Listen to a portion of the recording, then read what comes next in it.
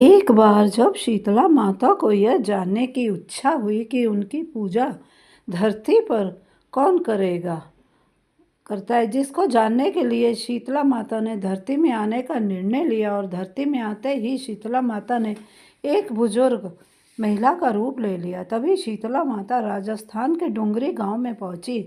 इधर उधर की गलियों में घूमने लगी। जैसे ही शीतला माता गलियों में घूम रही थी, तभी अचानक से उनके ऊपर किसी महिला ने चावल का उबलता हुआ पानी डाल दिया। उबला हुआ पानी डालने के कारण शीतला माता के शरीर में छाले निकल आए, जिसके कारण शीतला माता को बहुत जोर से जलन होने लगी और पूरे शरीर में अत्यधिक पीड़ा होने लगी। जिसके कारण शीतला माता गलियों में सभी के पास गई और कहने लगी, मेरी मदद करो, मेरे ऊपर किसी ने गर्म पानी डाल दिया है, जिसके कारण मेरे पूरे शरीर में असहनीय पीड़ा हो रही है। कोई मेरी मदद करो। लेकिन किसी ने भी शीतला माता की मदद नहीं की और सभी ने उनको अनदेखा कर दिया। लेकिन थोड़ी दूर चलने के बाद जब शीतला माता एक कुम्हार के पास पहुंची, तो उस कुम्हार की पत्नी ने शीतला माता को देखा कि इनके शरीर में तो बड़े बड़े छाले पड़े हैं। और माता जी ने कुम्हार की पत्नी से कहा, मेरी मदद करो, मेरे शरीर में असहनीय पीड़ा हो रही है, बहुत तेज जलन हो रही है।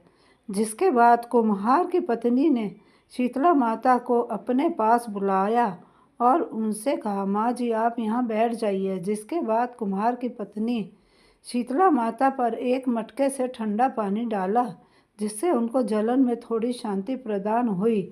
जिसके बाद कुम्हार की पत्नी ने शीतला माता से कहा, माँ जी मेरे घर में रबड़ी और दही रखा है जो कल रात का है, आप इसको खा लीजिए। जिसके बाद शीतला माता जी कुम्हार की पत्नी के दिए हुए रात के बासी खाने को खाया, जिससे उनको दर्द में आराम मिल गया। जिसके बाद कुम्हार की पत्नी ने शीतला माता से कहा कि माँ जी आपके बाल तो चारों तरफ से बिखर गए हैं, लाइए मैं आपके बाल को बांध देती हूँ। जैसे ही कुम्हार की पत्नी ने शीतला माता के बालों को बांधना शुरू किया, तो उसने देखा कि उस बुजुर्ग महिला के पीछे भी एक आँख है, जिसको देखकर कुम्हार की पत्नी बहुत डर गई और वहाँ से भागने लगी। तभी शीतला माता ने कुम्हार की पत्नी को रोका और उनसे कहा कि तुम मुझसे डरो नहीं, मैं शीतला माता हूँ, मैं यहाँ देखने आई थी यहाँ पर मेरी कौन कौन पूजा करता है। और ऐसा बोलकर शीतला माता अपने असली रूप में आ गई। जिसके बाद कुम्हार की पत्नी ने जैसे ही शीतला माता को असली रूप में देखा, तो वह तुरंत शीतला माता के पास गई और कहने लगी, माता मैं आपको अपने घर में कहाँ पर बैठाऊँ, मेरे घर के चारों तरफ तो गंदगी फैली हुई है और बैठने तक की जगह नहीं है। जिसके बाद शीतला माता उस कुम्हार की पत्नी के पाले हुए गधे पर बैठ गई और फिर उन्होंने कुम्हार के घर की साफ सफाई कर कुम्हार के घर की दरिद्रता को एक डलिया में भरकर बाहर फेंक दिया। जिसके बाद शीतला माता ने उस कुम्हार की पत्नी से खुश होकर कहा कि मांगो, तुम्हें जो वरदान मांगना हो, मैं तुमसे बहुत प्रसन्न हूँ। तभी कुम्हार की पत्नी ने शीतला माता से कहा, माता आप हमें वरदान के रूप में इतना दीजिए कि आप हमारे राजस्थान के डूंगरी गांव में ही निवास करें, और जो भी मनुष्य सप्तमी और अष्टमी को आपकी पूजा करे, व्रत रखे और आपको ठंडे भोजन से भोग लगाए, आप उनके घर की गरीबी भी खत्म करें। और जो भी महिला आपकी पूजा सच्चे मन से करे, आप हमको अपना आशीर्वाद दें और सभी लोगों को रोग से मुक्त करें। जिसके बाद शीतला माता ने कुम्हार की पत्नी की बात मानकर तथास्तु, तुम्हारा यह वर जरूर पूरा होगा।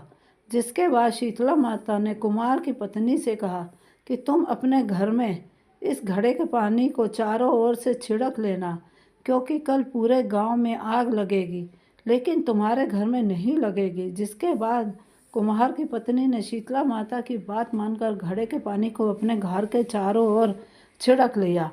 जब अगला दिन शुरू हुआ तो सबके घर में आग लग गई, लेकिन कुम्हार के घर में आग नहीं लगी, जिसको देखकर सभी लोग आश्चर्यचकित हो गए और वह सभी लोग राजा के पास गए, उनको सारी बात बताई कि हमारे घर में आग लगी है और कुम्हार के घर में आग नहीं लगी है। राजा भी यह सुनकर बहुत आश्चर्यचकित हो गया। जिसके बाद राजा ने अपने सेवक को भेजकर उस कुम्हार की पत्नी को अपने दरबार में बुलवाया। जब कुम्हार की पत्नी राजा के दरबार में पहुंची तब राजा ने उससे पूछा कि तुम्हारे घर को छोड़कर बाकी सब घर में आग कैसे लगी है? तुम्हारे घर में आग क्यों नहीं लगी? तब कुम्हार की पत्नी ने बताया, कल मेरे घर में शीतला माता आई थी और उन्हीं की कृपा से ऐसा हुआ है। यह सुनकर राजा और सभी गांव वाले एकदम स्तब्ध रह गए। फिर राजा ने पूरे गांव में सभी लोगों से कहा कि आज से सभी लोग शीतला माता की पूजा करेंगे। तभी से डुंगरी गांव का नाम शीत की डुंगरी पड़ गया और राजस्थान में शीतला माता का बहुत बड़ा मंदिर बनाया गया है, जहां पर हर साल मेला लगता है। बहुत सारे लोग मेले में आते हैं। शीतला माता को चेचक और बहुत से रोगों की देवी बोला जाता है।